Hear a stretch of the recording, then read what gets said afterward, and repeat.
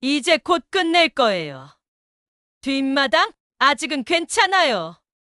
도대체 뭘 끝낸다는 거지? 뒷마당에 뭐가 있다는 거지?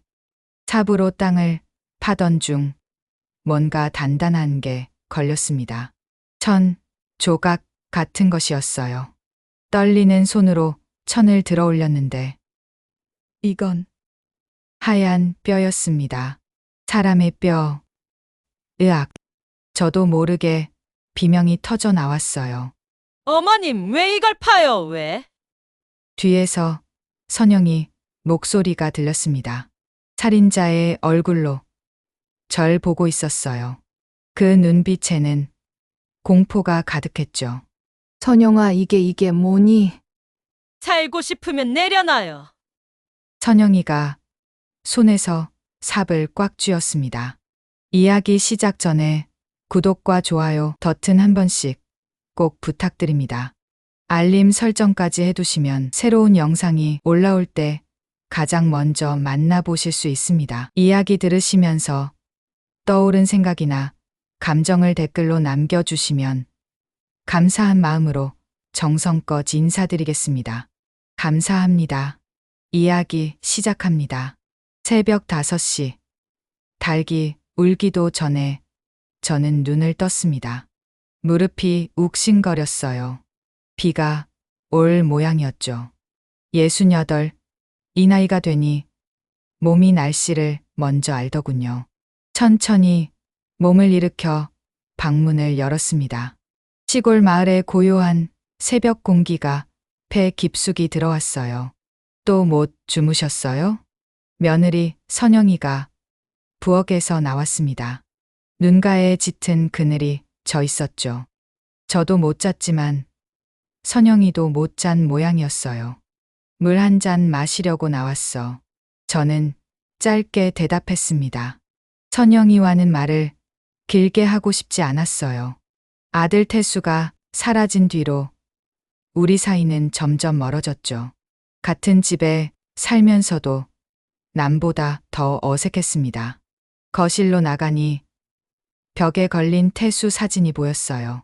환하게 웃고 있는 아들. 가슴이 먹먹해졌습니다. 5년이 지났지만 아직도 믿기지 않았어요. 어느 날 갑자기 사라진 아들. 경찰도 찾지 못했고 사설 탐정도 포기했죠. 그렇게 아들은 실종자가 되었습니다. 죽었다고 단정할 수도, 살았다고 믿을 수도 없는 애매한 존재가 되어버렸어요. 어머님, 밥 먹고 가세요. 선영이가 식탁에 밥상을 차렸습니다. 된장찌개와 김치, 나물 몇 가지. 정성은 없지만 그래도 차려준 게 어디예요.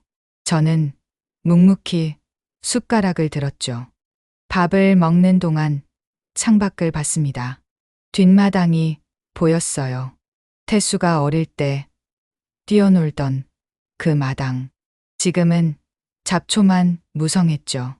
그때였습니다. 이웃집 김만수 할아버지가 우리 집 담장 너머로 뒷마당을 유심히 바라보고 있었어요. 순간 눈이 마주쳤죠. 만수 할아버지는 황급히 시선을 돌렸습니다. 이상했어요. 만수 할아버지는 평소에도 우리 집을 자주 기웃거렸지만 오늘은 뭔가 달랐죠. 표정이 굳어 있었고 뭔가를 숨기는 듯한 눈빛이었습니다. 만수 할아버지가 또 우리 집을 보고 있네. 제가 중얼거리자 선영이가 찻잔을 탁 내려놓았어요. 그 영감은 왜 맨날 남의 집을 기웃거려요. 정말 불쾌해요. 선영이 목소리에는 짜증이 묻어났습니다. 그런데 그 짜증 속에 뭔가 다른 감정도 섞여 있는 것 같았어요. 두려움인가 아니면 경계심인가. 아침을 먹고 마당으로 나갔습니다. 장독대 옆 작은 텃밭에 상추가 파릇파릇 올라와 있었어요. 태수가 심었던 상추였죠. 5년이 지났는데도 해마다 씨가 떨어져 새싹이 돋았습니다. 태수야. 저도 모르게 아들 이름을 불렀어요. 바람이 불어 상추잎이 흔들렸죠. 마치 아들이 대답하는 것 같았습니다. 그런데 문득 이상한 생각이 들었어요. 뒷마당 한쪽, 감나무 아래 땅이 유독 움푹 들어가 있었습니다. 전에는 평평했던 곳인데 언제부턴가 조금씩 꺼져 있었죠. 비가 와서 그런가 싶었는데 오늘 보니 뭔가 부자연스러웠어요. 저는 천천히 그곳으로 다가갔습니다. 흙이 다른 곳보다 부드러웠어요. 최근에 누군가 파헤쳤다가 다시 묻은 것 같았죠. 발로 살짝 밟아보니 푹신했습니다. 어머님, 뭐 하세요? 선영이가 뒤에서 불렀어요. 깜짝 놀라 돌아보니 선영이가 창백한 얼굴로 저를 보고 있었습니다. 아니, 그냥 땅이 좀 이상해서. 이상한 게 뭐가 있어요. 그냥 들어가세요. 날씨도 흐린데. 선영이는 재빨리 제 팔을 잡고 집 안으로 끌었어요. 그 손에 힘이 들어가 있었죠. 왜 이렇게 다급한가 싶었습니다. 집에 들어와서도 마음이 편치 않았어요. 태수 방으로 갔습니다. 5년 동안 그대로 둔 방. 책상 위에는 먼지가 쌓였지만 저는 치우지 않았어요. 혹시라도 아들이 돌아올까봐 그때 낯설지 않게 하려고 책상 서랍을 열었습니다. 태수가 쓰던 수첩이 있었어요. 마지막 페이지를 펼쳤죠. 실종되기 하루 전 날짜가 적혀 있었습니다. 선영이와 크게 싸웠다. 더는 못 참겠다. 이 집을 떠나야겠다. 짧은 메모였지만 태수의 마음이 느껴졌어요. 선영이와 무슨 일이 있었을까? 그날 밤 두 사람이 싸우는 소리를 들었던 기억이 났습니다. 하지만 부부싸움이려니 했죠. 제가 끼어들 일이 아니라고 생각했어요. 그게 마지막이 될 줄은 몰랐습니다.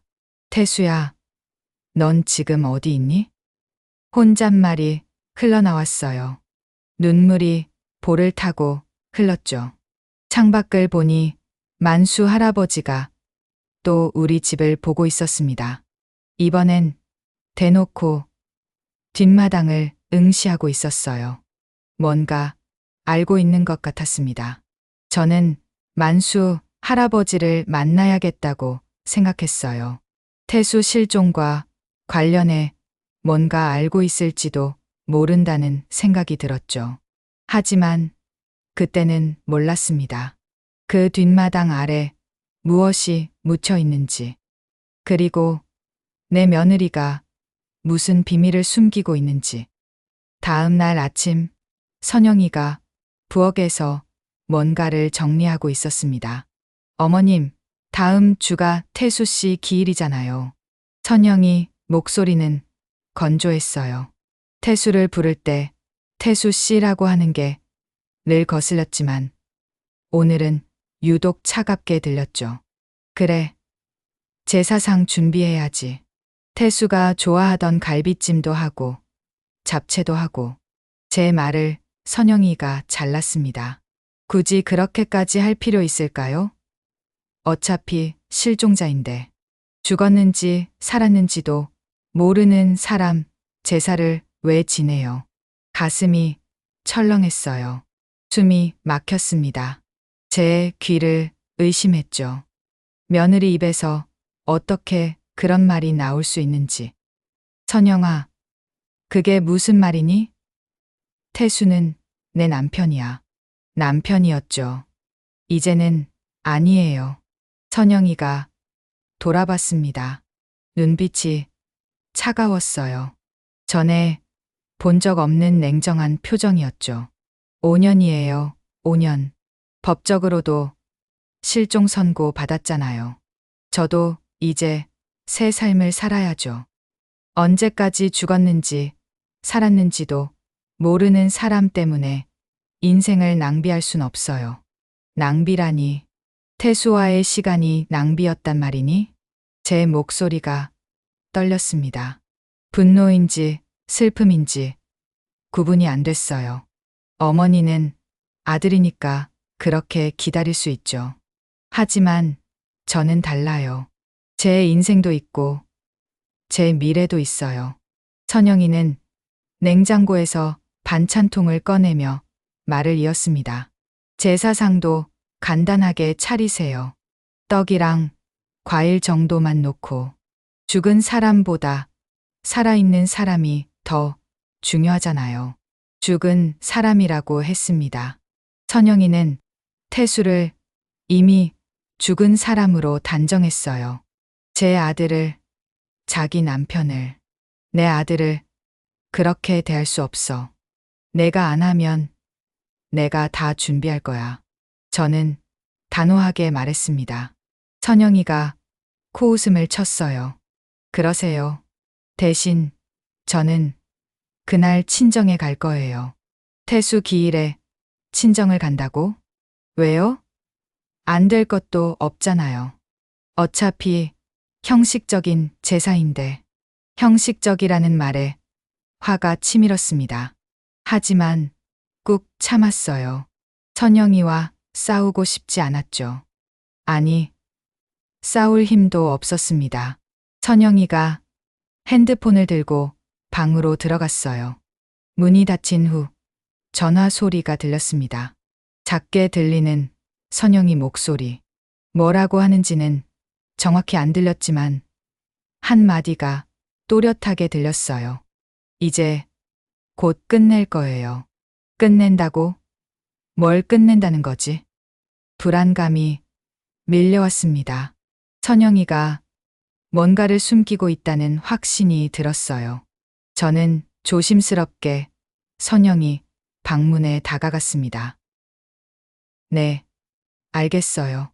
그때까지만 참을게요. 아뇨. 시어머니는 눈치 못 채고 있어요. 워낙 둔하신 분이라. 둔하다고요? 제가 둔하다고 했습니다. 속이 부글부글 끓었지만 계속 들었어요. 뒷마당 얘기요? 아직은 괜찮아요. 하지만 빨리 처리해야 해요. 만수 할아버지가 자꾸 의심하는 것 같아서. 뒷마당? 만수 할아버지? 심장이 쿵쿵 뛰었습니다. 뭔가 심상치 않은 일이 벌어지고 있었어요. 그 중심에 우리 집 뒷마당이 있었죠. 발소리가 가까워졌습니다. 저는 황급히 거실로 돌아왔어요. 선영이가 방에서 나왔습니다. 제가 있는 걸 보고 잠시 놀란 표정을 지었지만 이내 아무렇지 않은 척했어요. 어머님, 장 보러 갈 건데 뭐 필요한 거 있어요? 아니, 없어. 선영이가 현관으로 나갔습니다. 문이 닫히는 소리가 들렸어요. 저는 창문으로 선영이를 봤습니다. 골목을 나가는 선영이. 그런데 장바구니를 들지 않았어요. 장 보러 간다면서 빈손이었죠. 게다가 장 보러 가는 방향이 아니었습니다. 산 쪽으로 가고 있었어요. 뭔가 수상했습니다. 저는 망설이다가 선영이를 따라 나갔어요. 멀찍이 거리를 두고 따라갔죠. 선영이는 뒤를 자꾸 돌아봤습니다. 누가 따라오는지 확인하는 것 같았어요. 산 초입의 정자에서 선영이가 멈췄습니다. 누군가를 기다리는 것 같았죠. 5분쯤 지났을까 한 남자가 나타났어요. 낯선 남자였습니다.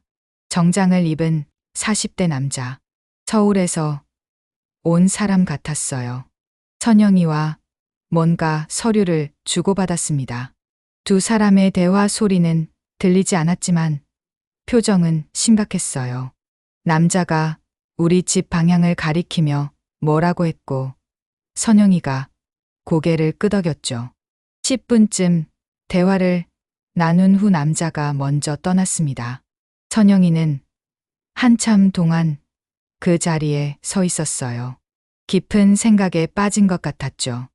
그러다 한숨을 크게 쉬고는 집으로 돌아왔습니다. 저는 먼저 집에 와서 아무것도 모르는 척했어요. 다녀왔어요, 어머님. 천영이가 들어왔습니다. 역시 빈손이었어요. 장은 안 봤니? 아, 시장이 일찍 파장했더라고요. 거짓말이었죠. 오늘은 장날도 아니었으니까요. 그날 저녁 선영이는 밥도 제대로 안 먹었습니다. 불안한 표정으로 핸드폰만 만지작거렸어요. 뭔가를 결심하려는 사람 같았죠. 밤이 깊었습니다. 저는 잠이 오지 않았어요. 선영이가 만난 남자는 누구일까? 무슨 서류를 주고받은 걸까? 그리고 뒷마당과 무슨 관련이 있는 걸까? 모든 게 수수께끼였습니다. 하지만 한 가지는 확실했어요. 선영이가 무언가를 숨기고 있고 그것이 태수와 관련이 있을지도 모른다는 것. 제 아들을 찾기 위해서라도 진실을 밝혀야 했습니다. 그날 밤은 유독 길었습니다. 자정이 넘어서도 잠이 오지 않았어요. 베개에 머리를 묻고 뒤척였지만 소용없었죠. 선영이가 낮에 만난 남자의 얼굴이 자꾸 떠올랐습니다. 새벽 2시쯤이었을까요? 창밖에서 이상한 소리가 들렸습니다. 쓱, 쓱. 처음엔 바람 소리인가 했어요. 하지만 너무 규칙적이었죠. 뭔가를 파는 소리 같았습니다. 삽으로 흙을 퍼내는 그런 소리. 조심스럽게 창문으로 다가갔어요. 커튼을 살짝 열고 밖을 내다봤습니다. 달빛이 희미하게 비추는 뒷마당. 거기 누군가 있었어요. 선영이었습니다. 잠옷 차림의 선영이가 삽을 들고 땅을 파고 있었어요. 감나무 아래 제가 낮에 이상하다고 생각했던 바로 그 자리였죠. 심장이 미친 듯이 뛰었습니다. 선영이는 깊게 팠어요. 이미 무릎 높이만큼 파들어간 상태였죠. 땀에 젖은 머리카락이 얼굴에 들러붙어 있었습니다. 그때 선영이가 뭔가를 꺼냈어요. 검은 비닐봉지였습니다. 꽤 묵직해 보였죠. 선영이는 그것을 조심스럽게 들어 올렸습니다. 그리고는 다시 흙을 덮기 시작했어요. 뭘 묻었다가 다시 파낸 걸까요? 선영이는 봉지를 들고 집 안으로 들어왔습니다. 발소리가 복도를 지나 부엌으로 향했어요. 물소리가 들렸죠. 뭔가를 씻는 것 같았습니다. 저는 숨을 죽이고 방문을 살짝 열었어요. 부엌에 불이 켜져 있었습니다. 조심스럽게 복도로 나가 부엌을 살짝 들여다봤어요. 선영이가 싱크대에서 뭔가를 닦고 있었습니다. 그것은 시계였어요. 남자 손목 시계. 순간 온몸에 소름이 돋았습니다. 그 시계 태수 것이었어요. 제가 태수 40번째 생일에 선물한 시계였죠. 은색 테두리에 검은 가죽줄. 틀림없었습니다. 왜 그 시계가 땅에 묻혀 있었을까요? 태수는 그 시계를 끼고 사라졌는데 선영이가 시계를 수건으로 닦았습니다. 조심스럽게 마치 증거를 없애듯이. 그리고는 다시 검은 봉지에 넣었어요. 선영이가 돌아섰습니다. 저는 황급히 방으로 돌아왔어요. 문을 닫고 이불을 뒤집었었죠. 심장이 터질 것 같았습니다. 태수의 시계가 우리 집 뒷마당에 묻혀 있었다. 이게 무슨 의미일까요? 왜 선영이가 그것을 몰래 파냈을까요?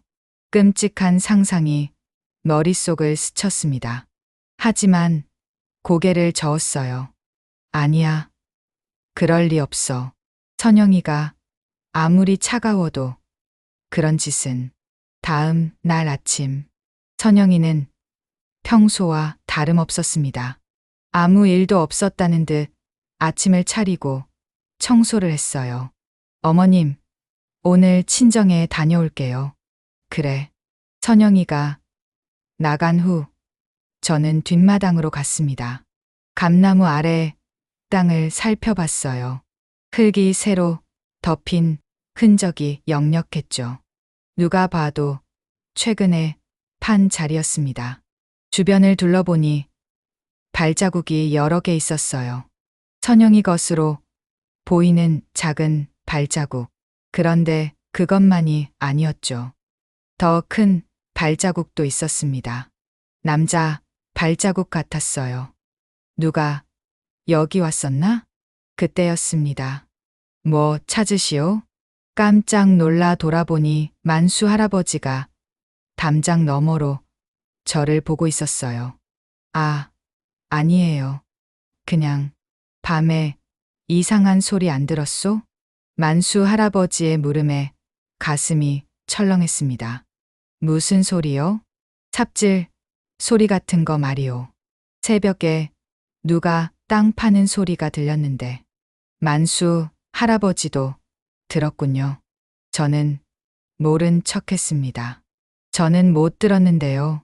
만수 할아버지가 의미심장한 표정을 지었어요. 조심하시오. 밤에 괜히 돌아다니지 말고. 왜요? 그냥 요즘 세상이 험하잖소. 특히 밤에는 위험하니까. 만수 할아버지는 그 말을 남기고 사라졌습니다. 위험하다니. 무엇이 위험하다는 걸까요? 저는 다시 땅을 봤습니다. 뭔가 더 있을 것 같았어요. 창고에서 작은 삽을 가져왔죠. 조금씩 흙을 파기 시작했습니다. 10cm쯤 팠을까요? 삽 끝에 뭔가 걸렸어요. 천 조각 같았습니다. 조심스럽게 꺼내봤더니 남자 셔츠 조각이었어요. 파란색 체크 무늬. 또 소름이 돋았습니다. 태수가 마지막으로 입었던 셔츠와 같은 무늬였거든요. 계속 팠습니다. 그러자 더 많은 천 조각이 나왔어요. 그리고 으악, 저도 모르게 비명이 나왔습니다. 뼈였어요. 하얀 뼈 조각이 흙 속에서 드러났죠. 사람 뼈인지 동물 뼈인지는 모르겠지만 분명 뼈였습니다. 다리에 힘이 풀려 주저앉았어요. 이건 대체. 어머님. 뒤에서 선영이 목소리가 들렸습니다. 언제 왔는지 선영이가 창백한 얼굴로 서 있었어요. 왜 이걸 파요, 왜? 선영이가 소리쳤습니다. 그 얼굴에는 공포가 가득했어요. 선영아, 이게 뭐니? 그만해요. 제발 그만하세요. 선영이가 제 손에서 삽을 빼앗았습니다. 그리고는 다시 흙을 덮기 시작했어요. 미친 듯이 흙을 퍼 올렸죠. 선영아, 설명해. 이게 다 뭐냐고. 아무것도 아니에요. 그냥 개뼈예요. 옛날에 기르던 개를 묻었던 거예요. 거짓말이었습니다. 우리 집은 개를 기른 적이 없었으니까요. 거짓말하지 마. 저 천 조각은 뭐고, 태수 시계는 왜 여기 있었어? 선영이가 흠칫했습니다. 제가 시계를 봤다는 걸 알고 놀란 표정이었어요. 그건. 선영이가 말을 더듬었습니다. 그때 만수 할아버지가 다시 나타났어요. 무슨 일이오? 소란스럽네. 만수 할아버지의 시선이 파헤쳐진 땅에 머물렀습니다. 그 얼굴이 순간 굳었어요. 이건 만수 할아버지가 뭔가 말하려다가 멈췄습니다. 선영이와 눈이 마주쳤거든요. 두 사람 사이에 묘한 긴장감이 흘렀죠. 아무 일 아니에요. 할아버지. 그냥 텃밭 만들려고 땅 파다가. 선영이가 둘러댔지만 만수 할아버지는 믿지 않는 눈치였어요. 그래요. 조심하시오. 만수 할아버지가 떠났습니다. 하지만 계속 뒤를 돌아봤어요. 뭔가 알고 있는 것 같았죠. 선영이는 계속 흙을 덮었습니다. 숨을 헐떡이며 마치 무언가를 감추려는 듯이. 저는 그런 선영이를 멍하니 바라봤어요. 내 아들이 어디 있는지, 왜 아들의 물건이 땅에 묻혀 있는지, 저 뼈는 누구의 것인지, 모든 게 의문투성이었습니다. 그리고 확신했어요. 이 집에, 이 뒷마당에 끔찍한 비밀이 숨겨져 있다는 것을. 그날 밤, 저는 태수의 일기장을 다시 펼쳤습니다. 실종되기 한 달 전부터의 기록을 찬찬히 읽었어요. 전에는 대충 넘겼던 부분들이 이제는 다르게 보였죠. 오늘도 선영이와 싸웠다. 돈 문제다. 선영이는 자꾸 친정에 돈을 보내려 한다. 우리도 빠듯한데 선영이가 이상하다. 밤에 몰래 전화하고 내가 다가가면 끊는다. 집 문서를 찾는 선영이를 봤다. 왜 그걸 찾는지 물었더니 화를 낸다. 태수와 선영이 사이에 금이 가고 있었어요. 제가 생각했던 것보다 훨씬 심각했죠. 마지막 일기는 실종 전날이었습니다. 선영이와 크게 싸웠다. 선영이가 이혼하자고 했다. 재산을 반으로 나누자고. 어머니 몰래 집을 팔자고까지 했다. 미친 소리다. 이 집은 어머니 것인데 더는 못 참겠다. 내일 당장 별거하겠다고 했다. 그 다음 날 태수는 사라졌습니다. 일기장을 덮고 한숨을 쉬었어요. 그런데 문득 한 가지 생각이 났죠. 태수 실종 당시 담당 형사가 있었습니다. 최강호 형사. 혹시 그 형사가 뭔가 더 알고 있지 않을까? 다음 날 저는 경찰서로 갔습니다. 최강호 형사는 여전히 그 자리에 있었어요. 머리에 흰 것이 많이 늘었지만 눈빛은 여전히 날카로웠죠. 어머님, 오랜만입니다. 형사님, 태수 일로 왔어요. 최 형사의 표정이 심각해졌습니다. 혹시 새로운 단서라도 발견하셨습니까? 저는 망설였어요. 뒷마당에 일을 말해야 할까? 하지만 확실한 증거도 없는데 괜한 소동을 일으킬까봐 일단은 입을 다물었죠. 그게 아니라 혹시 그때 조사하면서 이상한 점 없었어요? 최 형사가 잠시 생각하더니 서랍에서 파일을 꺼냈습니다. 사실 한 가지 이상한 게 있었습니다.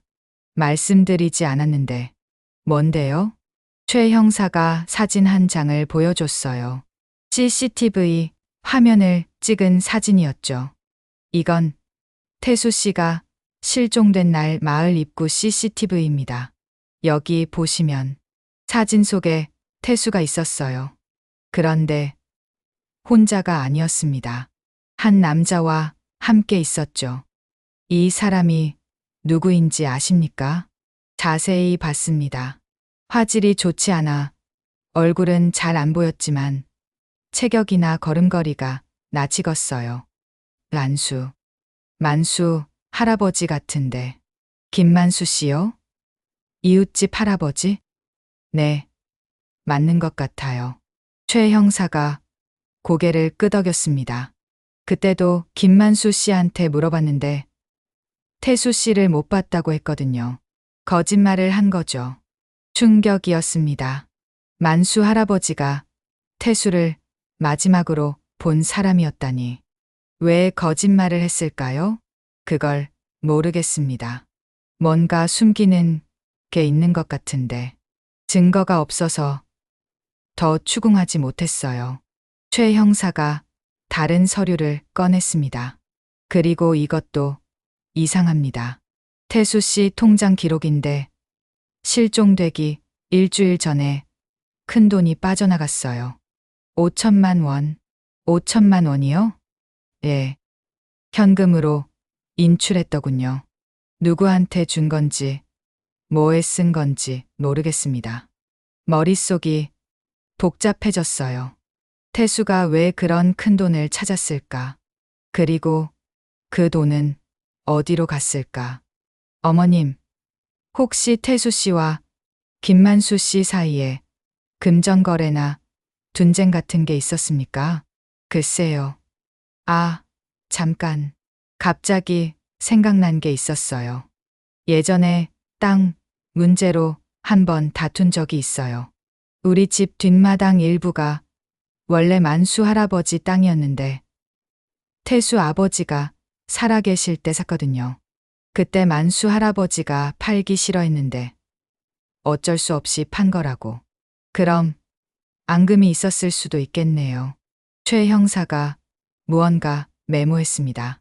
어머님, 제가 다시 한번 조사해 보겠습니다. 5년이 지났지만 미제 사건이니까요. 특히 김만수 씨를 다시 만나봐야겠습니다. 경찰서를 나왔어요. 만수 할아버지가 뭔가 알고 있다는 확신이 들었죠. 태수를 마지막으로 본 사람이 만수 할아버지라니. 집으로 돌아오는 길에 마을회관에 들렀습니다. 마을 어르신들이 모여 화투를 치고 있었어요. 그 중에 만수 할아버지도 있었죠. 정순이 왔네. 차라도 한잔하고 가. 이장님이 반겼습니다. 저는 만수 할아버지 옆에 앉았어요. 만수 할아버지, 저 좀 뵐 말씀이 있는데요. 만수 할아버지가 화투패를 내려놓았습니다. 무슨 일이요? 태수 말이에요. 마지막으로 태수 봤을 때가 언제예요? 순간 만수 할아버지의 얼굴이 굳었어요. 글쎄, 못 본 지 오래됐지. CCTV에 찍혔더라고요. 태수 실종된 날 할아버지랑 같이 있는 모습이. 만수 할아버지가 벌떡 일어났습니다. 야, 나는 바쁜 일이 있어서. 할아버지, 제가 팔을 잡았어요.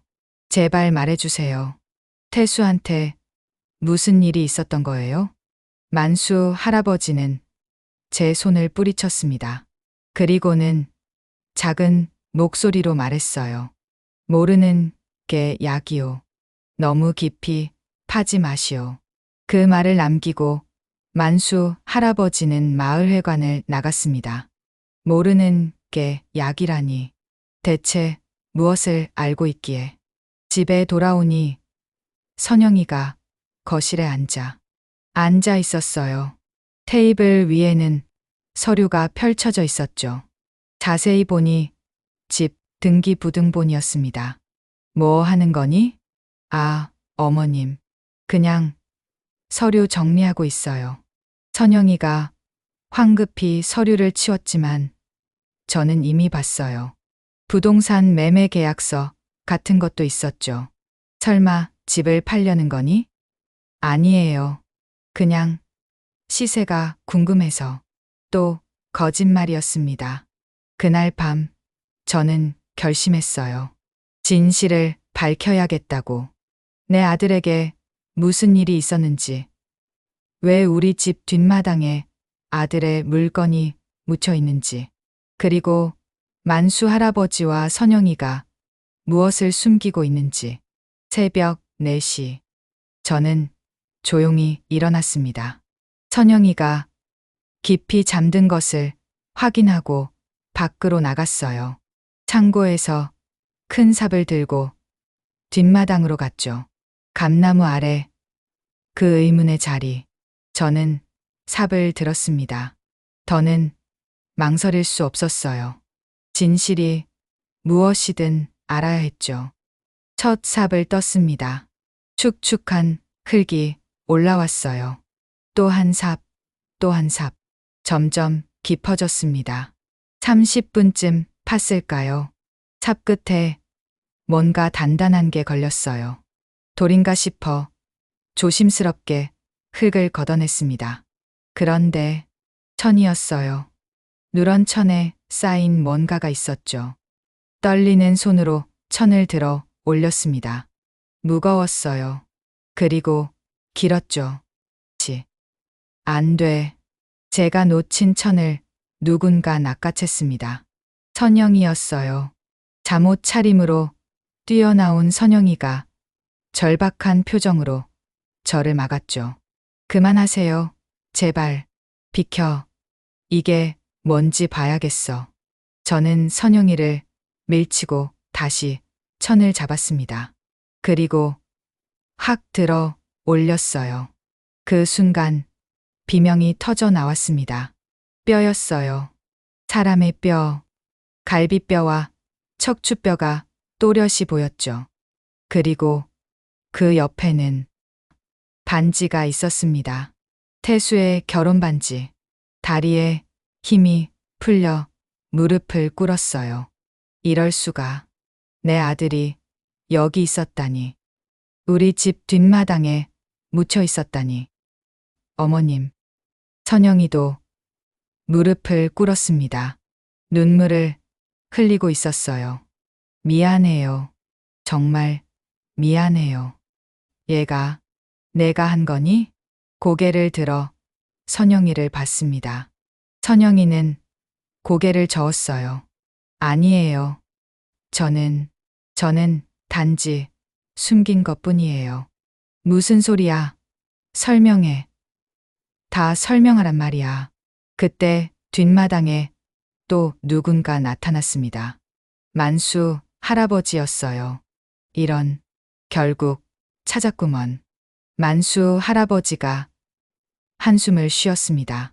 그 얼굴에는 체념이 가득했어요. 할아버지도 알고 있었어요? 제가 물었습니다. 만수 할아버지가 고개를 끄덕였어요. 알고 있었소. 처음부터. 왜 말하지 않았어요? 말할 수 없었소. 왜냐하면 만수 할아버지가 말을 멈췄습니다. 그리고 선영이를 봤어요. 이제 다 말해야 할 때가 온 것 같소. 선영 씨. 선영이가 흐느꼈습니다. 온몸을 떨며 울었어요. 한참을 그렇게 울다가 겨우 입을 열었죠. 그날 태수 씨와 크게 싸웠어요. 이혼 얘기가 나왔고 재산 분할 얘기까지 했죠. 태수 씨는 절대 안 된다고 했어요. 저는 화가 나서 친정으로 갔습니다. 선영이가 숨을 고르고 계속했어요. 그런데 다음 날 아침 만수 할아버지가 찾아왔어요. 태수 씨가 죽었다고. 뭐라고? 저는 만수 할아버지를 봤습니다. 만수 할아버지가 고개를 숙였어요. 태수가 그날 밤 나를 찾아왔소. 술에 취해서 선영 씨와 싸운 얘기를 하면서 울었어요. 그래서 우리 집에서 더 마시자고 했죠. 만수 할아버지의 목소리가 떨렸습니다. 술을 마시다가 땅 얘기가 나왔소. 태수가 갑자기 화를 내더군. 아버지가 우리 땅을 싸게 샀다고, 미안하다고. 그래서 보상해주겠다고 했어요. 5천만 원을 주겠다고. 5천만 원. 태수가 찾은 그 돈이었군요. 나는 필요 없다고 했소. 이미 지난 일이라고. 하지만 태수가 계속 미안해했어요. 그러다가 만수 할아버지가 말을 멈췄습니다. 그러다가 어떻게 됐어요? 싸움이 났소. 태수가 억지로 돈을 주려 하고 나는 거절하고 몸싸움이 됐어요. 그런데 만수 할아버지의 눈에서 눈물이 흘렀습니다. 태수가 넘어졌소. 머리를 모서리에 부딪혔어요. 피가 많이 났죠. 병원에 데려가려 했지만 이미 충격이었습니다. 태수가 사고로 죽었다니. 그것도 돈을 주려다가. 그래서 어떻게 한 거예요? 겁이 났소. 나를 살인자로 몰 것 같았어요. 그래서 선영 씨를 불렀죠. 선영이가 말을 이었습니다. 할아버지가 전화했을 때 저도 놀랐어요. 하지만 가서 보니 정말 사고였다는 걸 알 수 있었죠. 태수 씨 손에는 돈 봉투가 있었고, 그래서 둘이 짜고 숨긴 거야? 저는 믿을 수 없었어요. 경찰에 신고했어야지. 사고였다면서. 어머님은 몰라요. 할아버지는 전과가 있어요. 젊었을 때 실수로 사람을 다치게 한 적이. 그래서 이번에도 믿어주지 않을 거라고. 선영이가 울먹였습니다. 그리고 저도 이기적이었어요. 태수 씨가 죽으면 집이 제 것이 될 거라고 생각했죠. 그래서 내 아들을 여기 묻은 거야? 선영이가 고개를 끄덕였어요. 할아버지와 둘이서 밤에 묻었어요. 아무도 모르게. 그리고 실종된 것처럼 꾸몄죠. 모든 게 명백해졌습니다. 태수는 만수 할아버지에게 과거의 잘못을 보상하려다 사고로 죽었고, 두 사람은 그것을 숨겼던 거예요. 그럼 왜 이제 와서 파는 거니? 집을 팔려고 했어요. 어머님 몰래. 그런데 매매 전에 집을 정리해야 하잖아요. 그래서 선영이는 더 이상 말을 잇지 못했습니다. 저는 아들의 유고를 안았어요. 차가운 뼈. 이게 내 아들이라니. 따뜻했던 내 아들이 이렇게 차가운 뼈가 되었다니. 태수야, 엄마야, 미안해. 눈물이 끝없이 흘렀습니다. 5년 동안 기다렸던 아들. 살아 돌아올 거라 믿었던 아들. 그런데 줄곧 이 집에, 이 뒷마당에 있었다니. 동이 트기 시작했어요. 새벽빛이 뒷마당을 비췄습니다. 태수의 유골이 햇빛을 받아 하얗게 빛났죠. 이제 경찰에 신고해야겠지. 제가 말했습니다. 선영이와 만수 할아버지는 고개를 숙였어요. 벌 받을 준비는 되어 있소. 만수 할아버지가 말했습니다. 저도 각오했어요. 선영이도 말했죠. 저는 핸드폰을 들었습니다. 최강호 형사에게 전화를 걸었어요. 형사님, 저 정순이에요. 태수를 찾았어요. 경찰이 도착했습니다. 최강호 형사를 비롯해 여러 명의 경찰관이 왔어요. 현장 감식반도 함께였죠. 우리 집 뒷마당은 순식간에 수사 현장이 되었습니다. 어머님, 힘드시겠지만 차분히 말씀해 주세요. 최 형사가 조심스럽게 물었어요. 저는 오늘 새벽에 있었던 일을 설명했죠. 선영이와 만수 할아버지는 따로 조사를 받았습니다. 감식반이 유골을 조심스럽게 수습했어요. 유골 상태로 봐서는 수년된 것 같습니다. 정확한 것은 부검을 해봐야 알겠지만 젊은 감식반원이 말했죠. 그때 한 경찰관이 뭔가를 더 발견했어요. 여기 뭔가 더 있습니다. 흙 속에서 가방이 나왔습니다. 태수가 메고 다니던 갈색 가방이었어요. 가방을 열자 지갑, 핸드폰, 그리고 서류 뭉치가 나왔죠. 이건 최 형사가 서류를 살펴봤습니다. 유서네요. 유서요? 가슴이 철렁했어요. 최 형사가 읽어줬습니다. 어머니, 죄송합니다. 선영이와 더는 살 수 없을 것 같아 집을 나갑니다. 당분간 연락 안 할 테니 걱정 마세요. 제가 모아둔 돈은 만수 할아버지께 드리려고 합니다. 오래전 땅 문제로 억울해 하셨던 걸 이제야 압니다. 작은 보상이지만 받아주셨으면 좋겠습니다. 어머니, 사랑합니다. 건강하세요. 유서가 아니라 작별 편지였어요. 태수는 집을 나가려 했던 거였죠. 죽으려 한 게 아니라. 그럼 정말 사고였네요. 최 형사가 중얼거렸습니다. 경찰서로 모두 이동했어요. 본격적인 조사가 시작되었죠. 선영이와 만수 할아버지는 각각 다른 조사실로 들어갔습니다. 저는 대기실에서 기다렸어요. 형사님이 가끔 나와서 상황을 알려줬죠. 두 사람 진술이 일치합니다. 김만수 씨 집에서 사고가 났고 겁이 나서 시신을 유기한 것 같습니다. 정말 살인이 아니고요? 예. 여러 정황상 과실치사로 보입니다. 다만 시신 유기와 은닉은 명백한 범죄 행위죠. 오후가 되자 더 자세한 사실들이 밝혀졌습니다. 만수 할아버지의 집을 수색한 결과 혈흔이 발견되었어요. 5년이 지났지만 루미놀 반응이 나왔죠. 모서리에 부딪힌 흔적도 있었고요. 당시 상황을 재구성해 보니 김만수 씨 진술이 사실인 것 같습니다. 최 형사가 설명했어요. 태수 씨가 술에 취해 돈 봉투를 건네려 했고 김 씨가 거절하는 과정에서 몸싸움이 생겼습니다.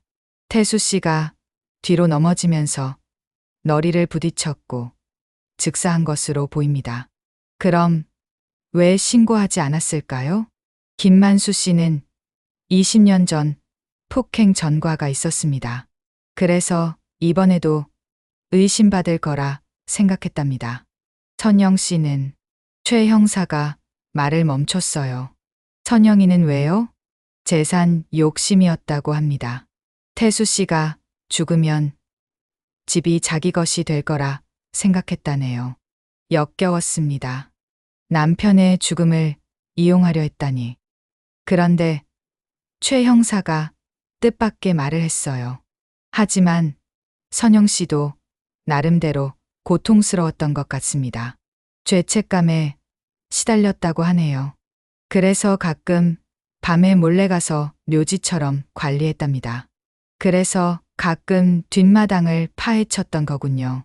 저녁이 되어서야 조사가 끝났습니다. 만수 할아버지는 구속되었어요.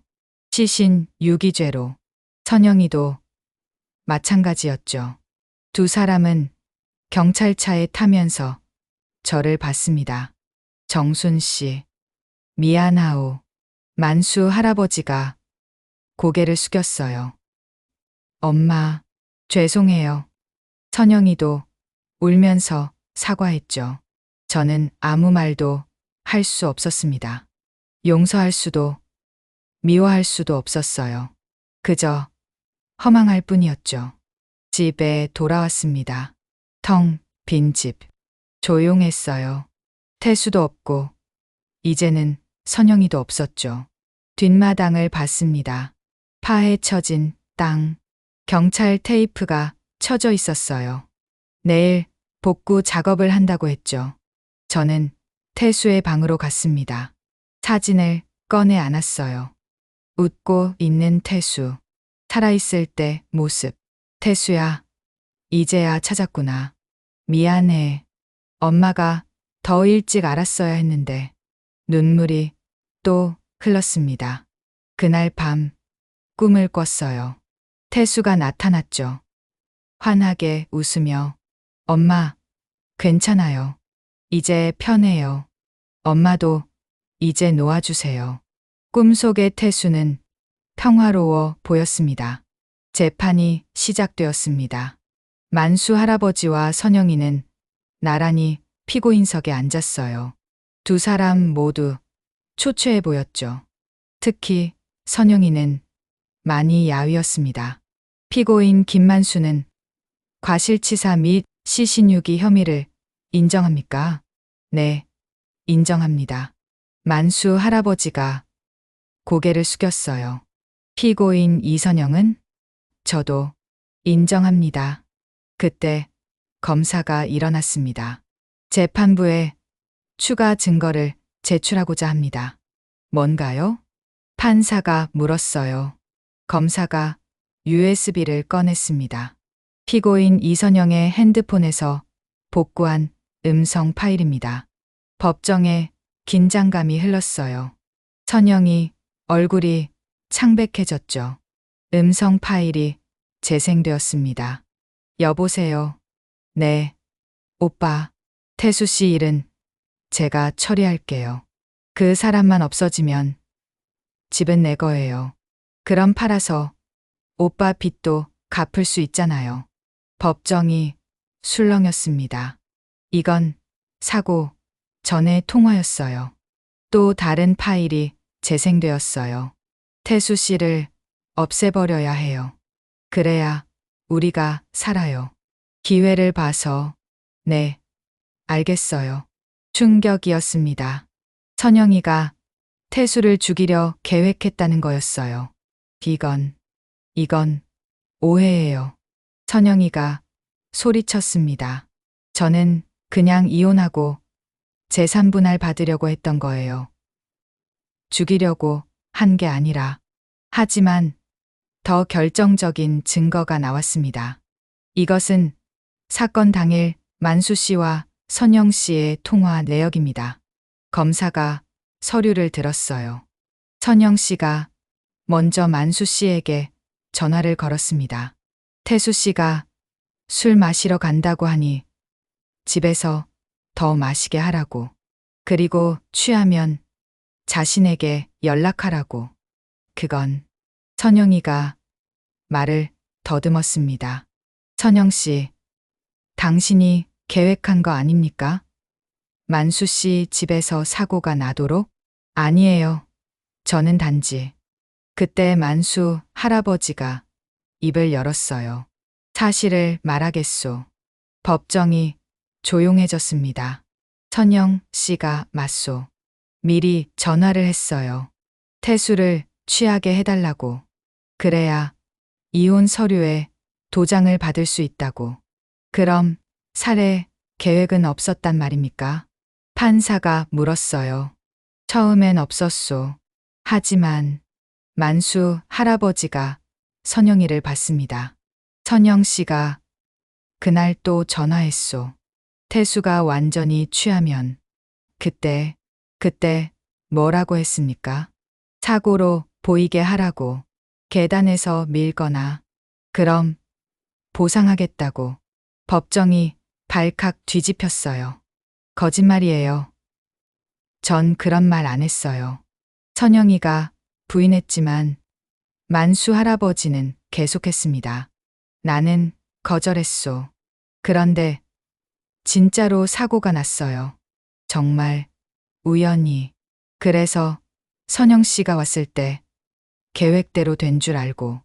그래서 시신을 유기하는데 동의한 겁니까? 예. 선영 씨가 경찰에 가면 둘 다 살인죄로 몰린다고. 그냥 묻자고. 진실이 드러났습니다. 선영이는 처음부터 태수를 죽이려 했던 거예요.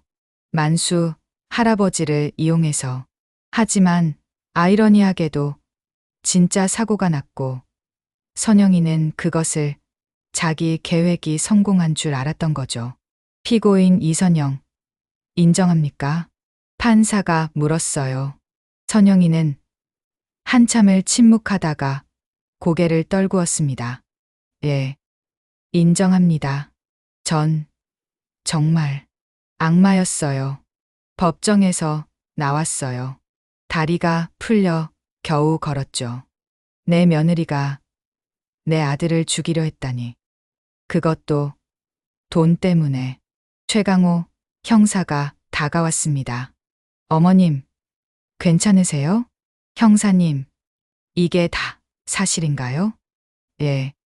선영 씨 친정오빠가 사채 빚이 많았답니다. 선영 씨는 그 빚을 갚으려고. 그래서 내 아들을 말을 잇지 못했어요. 집으로 돌아오는 길 하늘을 봤습니다. 구름 한 점 없는 맑은 하늘. 태수가 저 하늘 어딘가에서 보고 있을까요? 태수야, 이제 진실이 밝혀졌어. 내가 얼마나 억울했을까. 엄마가 미안해. 바람이 불었습니다. 따뜻한 봄바람. 태수가 대답하는 것 같았어요. 판결이 났습니다. 선영이는 살인 예비음모와 시신 유기죄로 15년형을 받았어요. 만수 할아버지는 과실치사와 시신 유기로 7년형을 받았죠. 두 사람 모두 항소하지 않았습니다. 태수의 장례를 치렀어요. 5년 만에 장례식. 마을 사람들이 모두 왔죠. 다들 안타까워하며 위로해 주었습니다. 정순 씨, 힘내세요.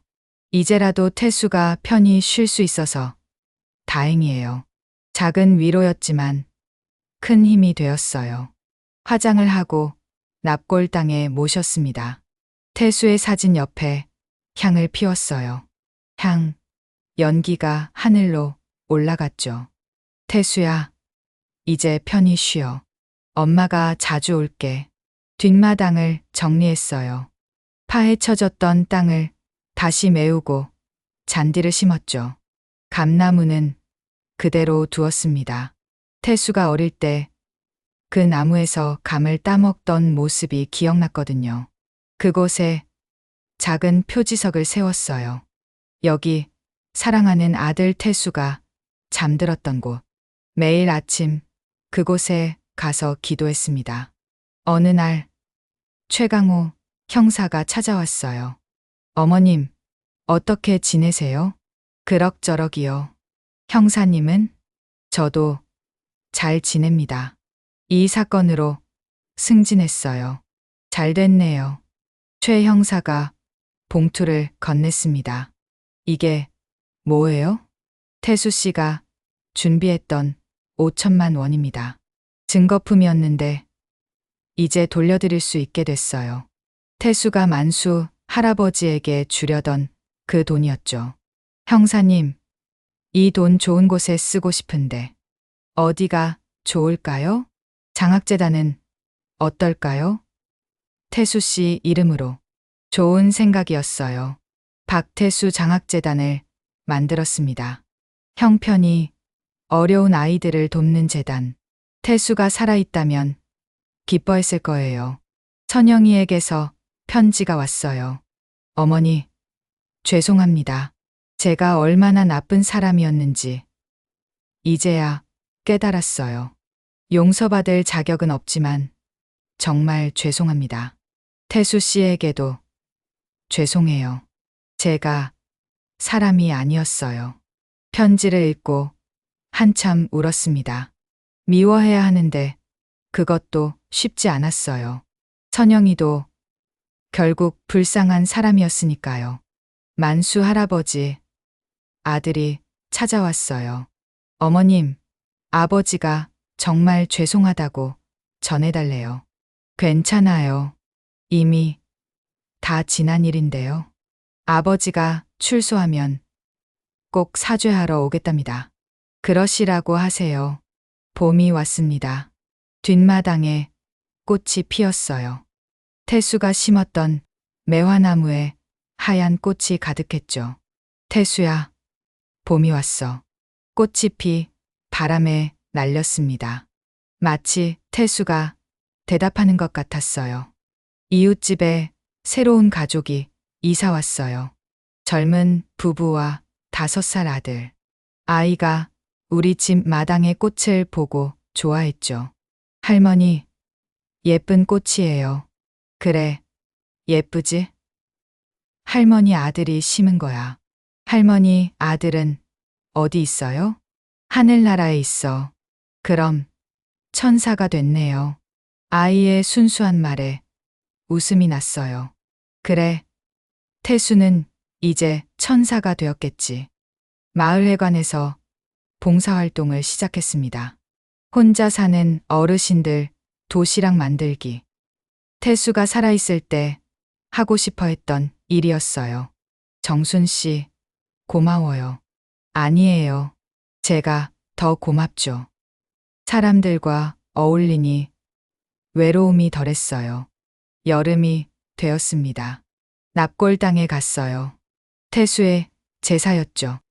갈비찜과 잡채, 태수가 좋아하던 음식을 가득 준비했습니다. 태수야, 맛있게 먹어.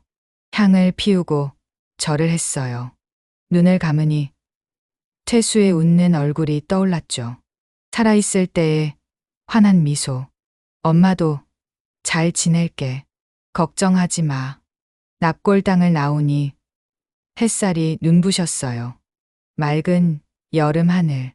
구름이 천천히 흘러갔죠. 삶은 계속됩니다. 태수가 없어도, 선영이가 없어도 저는 살아가야 해요. 태수를 기억하며 태수의 목까지 열심히 살아야죠. 집으로 돌아오는 길 시장에 들렀어요. 정순 씨, 오늘도 혼자예요? 네, 혼자예요. 하지만 괜찮아요. 정말 괜찮았습니다. 이제는 혼자라는 게 무섭지 않았어요. 태수가 늘 마음속에 있으니까요. 가을이 왔어요. 감나무에 감이 주렁주렁 열렸습니다. 빨갛게 익은 감. 태수가 그렇게 좋아했던 단감이었죠. 하나를 따서 한 입 베어 물었어요. 달콤했습니다. 태수와 함께 먹던 그때처럼. 태수야, 감이 참 달아. 바람이 불어 낙엽이 떨어졌어요. 계절은 그렇게 흘러가고 시간은 상처를 조금씩 아물게 했죠. 겨울이 되었습니다. 첫눈이 내리는 날 뒷마당에 서서 하늘을 봤어요. 하얀 눈송이가 조용히 내렸죠. 태수야, 이제 편히 쉬거라. 그 말을 하니 마음이 편해졌어요. 이제 정말 보낼 수 있을 것 같았습니다. 내 아들 태수를. 새해가 밝았어요. 새로운 시작, 새로운 희망. 저는 오늘도 살아갑니다. 태수를 가슴에 품고 하루하루 최선을 다해 살아갑니다. 그것이 태수에게 줄 수 있는 최고의 선물이라고 믿으면서 오늘 이야기 함께 해주셔서 정말 감사합니다. 구독과 좋아요는 영상을 만드는데 큰 힘이 됩니다. 이야기 들으시면서 떠오른 생각이나 감정을 댓글로 남겨주시면 감사한 마음으로 인사드리겠습니다. 그럼 다음 이야기에서 또 뵙겠습니다.